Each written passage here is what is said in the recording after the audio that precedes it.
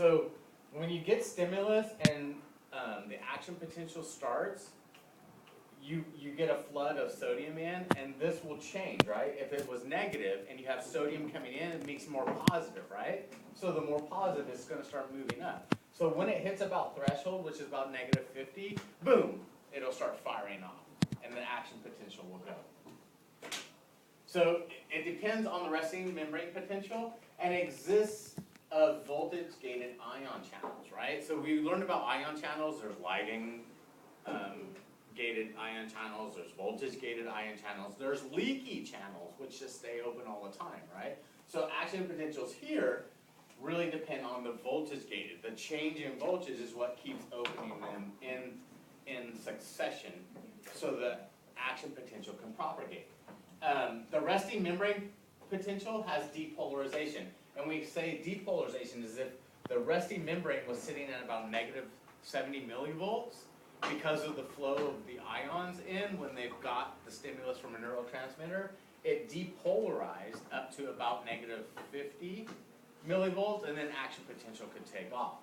So that means they also have repolarization, right? As they close and the sodium goes out, this will move back towards resting membrane potential.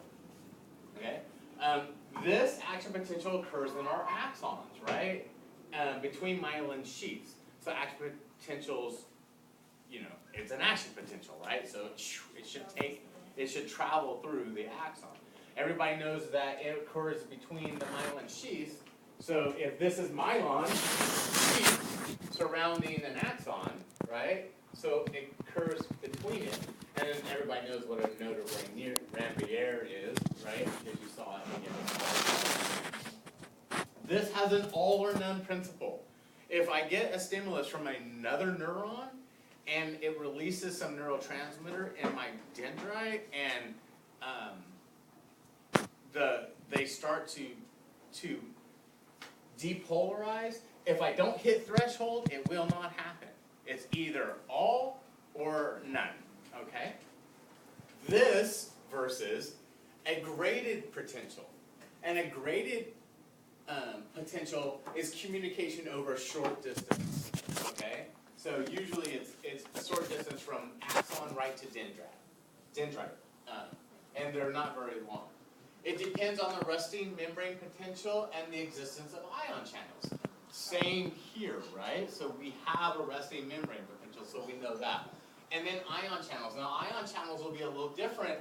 They don't, where action potentials depend on voltage gated. This could be your ligand gated, or maybe your leaky channels.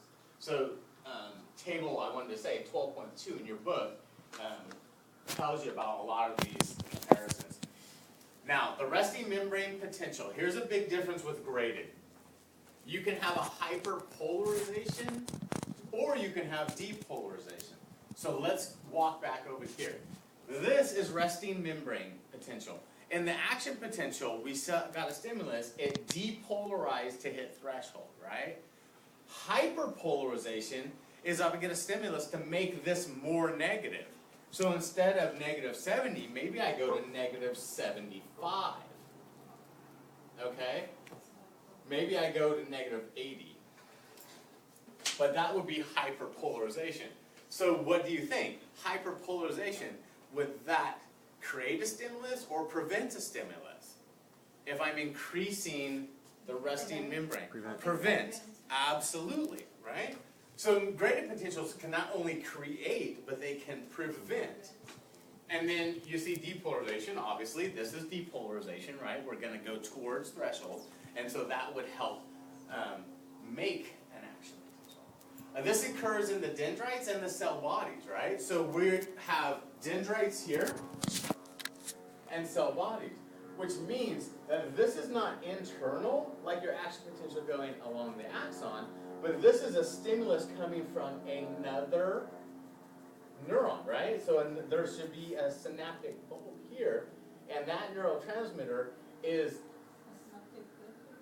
so this is like a synaptic cleft, right, between.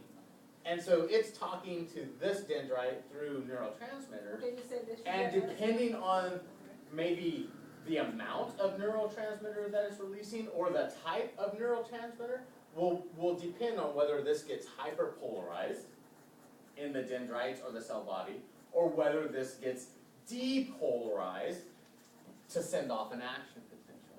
Okay?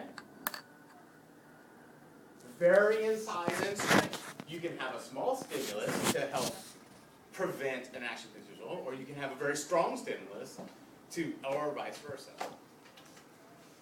And it's where it's localized. Okay, so you're going to get into different types of neurons talking to each other at different, I want to say different regions, or one will talk from this side, one will talk to this way.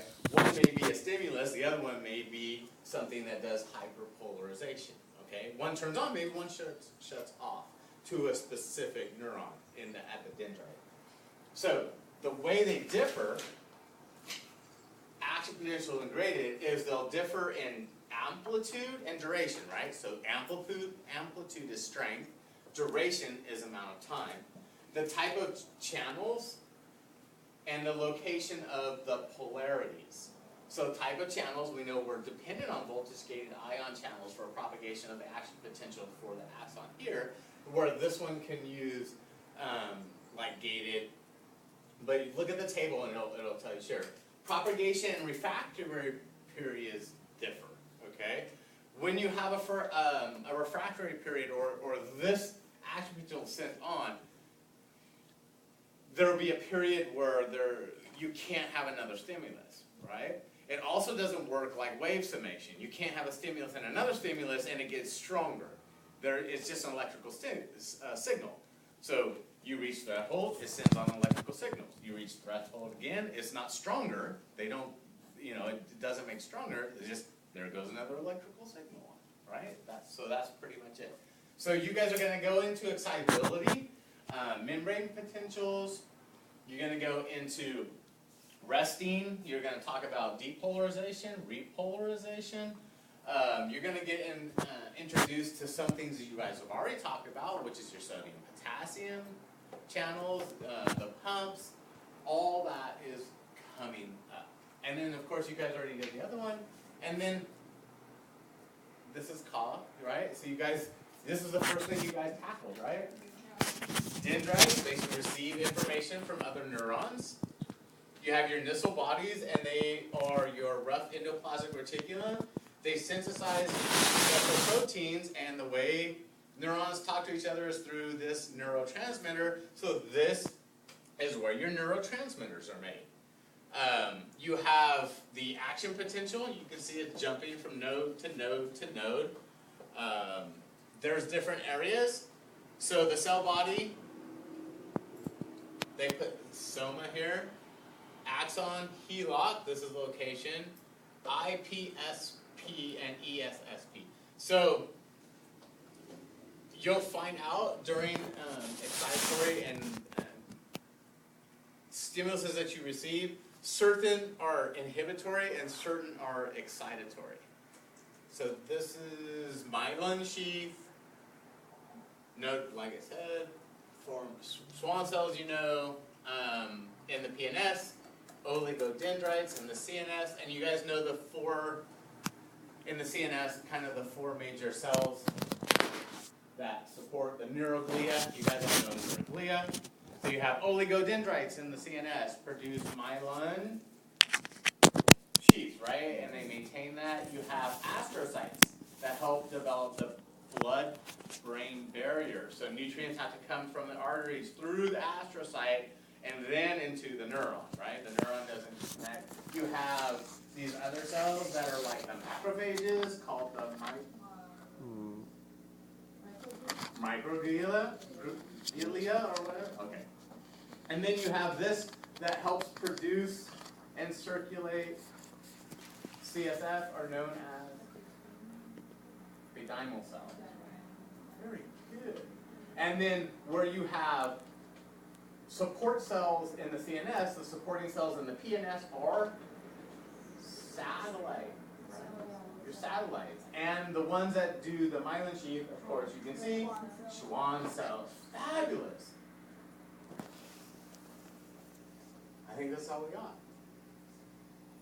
The SNS, somatic sensory nervous system, part of the PNS, right? It deals with what? Sensory. So information for senses flows in a what direction? A afferent direction, right? And then the somatic, the reactions, the motor actions we do, flows in an efferent direction from that, right? And so you have afferent and efferent in each one of those, okay, for senses. And if I had to show you over here, this cut spinal cord, we would know that afferent comes in this way. And so this is the dorsal or posterior great horn. This is efferent, and that comes from the ventral, all right, or the anterior. The key to know which one is which is look for the posterior root ganglion. And if you can find the swelling of the posterior root ganglion, you know you're afferent, all right? You are on sensory. And the reason that that's swollen is because the cell bodies of those neurons live right there. And that's why it's a swelling. Okay? This is really important, so make sure that you guys get this down, because not only is it a chart, but it's models all the way around. There's 2 or 3 that at least are on that one. Cool? Yay.